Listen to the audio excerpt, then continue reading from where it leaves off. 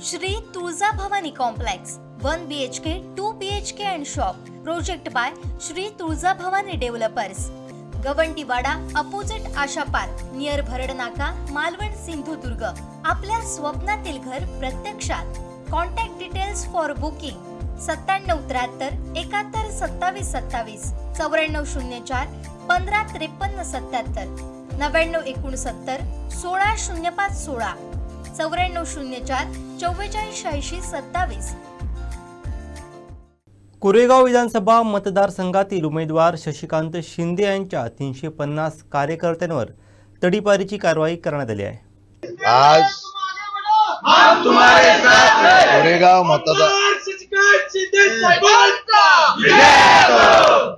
कोरेगाव मतदारसंघामध्ये विधानसभेच्या निवडणुकीचा रणसंग्राम चालू आहे आणि या विधानसभेच्या निवडणुकीमध्ये लोकशाही जिवंत राहावी आणि ज्या पद्धतीने प्रचंड प्रमाणामध्ये दहशत आणि प्रचंड प्रमाणामध्ये अन्याय होतोय त्याचा आवाज उठवण्यासाठी आम्ही इथं सर्व आलो होतो।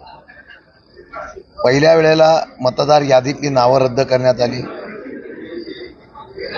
त्यावर आम्ही आवाज उठवला। आज परत एकदा 350 आमच्या कार्यकर्त्यांवर प्रतिबंधक कारवाई तडीपारी करण्याचा आदेश आला आणि त्यामध्ये काही लोकांची तर काही नावच नाहीत, म्हणजे त्यांनी कोणाच्या थोबाडीत सुद्धा मागितले नाहीत, त्यांचे सुद्धा कोर्टात त्यामध्ये ऑर्डर काढलेली आहे। आणि म्हणून या संदर्भामध्ये आम्ही 2 निकष लावले।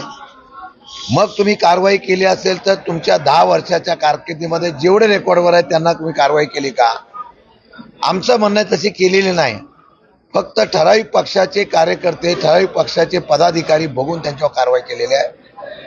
त्याचबरोबर कायद्याच्या बायलॉज प्रमाणे आमच्या वकिलांनी सांगितल्याप्रमाणे एखाद्यावर तडीपारी काही कोर्टीस काढायची असेल तर त्याला सुनावणीसाठी त्याला संधी दिली जाते, 8 दिवसाची नोटीस दिली जाते।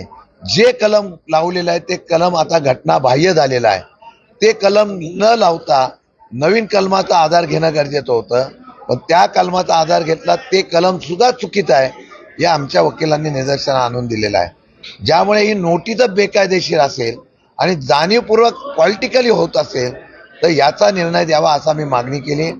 त्या मागणीला शेवटी सविस्तर बरीच चर्चा झाली, कायद्याची पुस्तकं चालली गेली आणि मग शेवटी त्यांनी सांगितलेलं आहे की अशा पद्धतीची निघालेली नोटीस याचा फेरविचार करून आम्ही ती रद्द करण्यात आलेली आहे असं आम्हाला सांगितलेलं आहे। मला एकच सांगायचं आहे की लोकशाहीतून निवडणुकीचा अधिकार प्रत्येकाला आहे। आपल्या या नोटीसमध्ये 19 ते 23 तारखेपर्यंत त्यांनी या असलेल्या विभागात येऊ नये। मधी कॉलम असं टाकलं की फक्त मतदानाला यावं। जर तो इथं मतदानाला इथं राहिला तालुक्यात नसेल तर मतदानाला कसा येईल? असे अनेक प्रश्न आहेत, पण आम्ही त्या खोलात जात नाही। फक्त आमचं एवढंच म्हणणं आहे, निवडणूक ही इम्पार्शिबल व्हावी, परंतु समोरच्या व्यक्तीच्या पायाखालची वाळू सरकल्यामुळे त्यांनी प्रत्येक अधिकार वापरण्याचा प्रयत्न प्रशासनाचा केलेला आहे असं दिसतंय। आणि म्हणून या बाबतीमध्ये कार्यकर्त्यांनी आम्ही आता जागृत राहू। जे काय अशा प्रकारचे चुकीचे निर्णय होतील त्याला आम्ही 100% आवाज उठवणार आहे आणि तशा प्रकारचा न्याय मागणार आहोत। साहेब, कोरेगावमध्ये आपण ईर्ष्याचं राजकारण होतं असं आपल्याला ईर्ष्येचं, बेअरकीचं राजकारण होत आहे, सुडाचं राजकारण होत आहे। अजूनही मला वाटतं लोकांचा शोक आणि विरोध बघितल्यानंतर मला वाटलं की डोक्यामधून जमिनीवर येतील, पण त्यांच्या जमिनीवर येण्याची भाषा नाही। कसल्याही परिस्थितीमध्ये अधिकाराचा वापर करून ज्या पद्धतीने वापरला जातोय आणि ज्या पद्धतीने प्रशासनावर दडपण आणलं जात आहे, आमची शंका आहे इम्पार्शिबल निवडणूक व्हावी आणि बेरकीचं राजकारण करण्याच्या वृत्तीचा आम्ही निषेध करतो।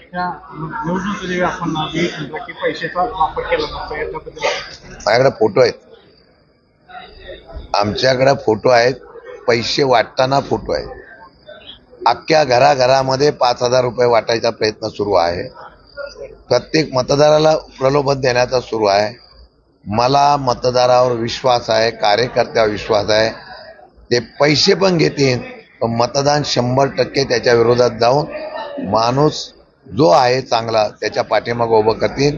माझ्या पाठीमागे जनता निश्चितपणाने हा उठाव आहे तो निश्चितपणाने करते यावला. मला शासनाच्या निरपेक्षपणे भूमिकेवर माझा थोडासा आक्षेप आहे. मी मगाशीच सांगितलं, पहिल्यापासून ज्या पद्धतीने यंत्रणा राबवली गेलेली आहे, अगदी BLO पासून सगळीकडं ज्या याद्या तयार करताना निपक्षपणाने व्हायला पाहिजे होत्या त्या झाल्या नाही. आम्ही सांगितलं होतं जे चुकीचे आहेत त्यांच्यावर कारवाई करा, अजून त्यांच्यावर कारवाई झाली नाही. ज्या कर्मचाऱ्यांनी नोटीस चुकीच्या दिल्या असतील त्यांच्यावर कारवाई करा, त्यांच्यावर कारवाई झाली नाही. ज्यांनी जाणीवपूर्वक कर्मचाऱ्यांनी सर्वे करताना रद्द नावं केली असतील त्यांच्यावर कारवाई करा, त्यांच्यावर झालेली नाही. म्हणजे आज सर्व गोष्टीचा इम्पॉसिबलपणा आहेच कुठे. आमचे दिवसभरातले सर्व अपडेट्स, ताज्या घडामोडी आणि थेट लाईव्ह पाहण्यासाठी सबस्क्राईब करा, लाईक करा कोकणचं नंबर 1 महा चॅनल कोकण 7 लाईव्हचं YouTube चॅनल.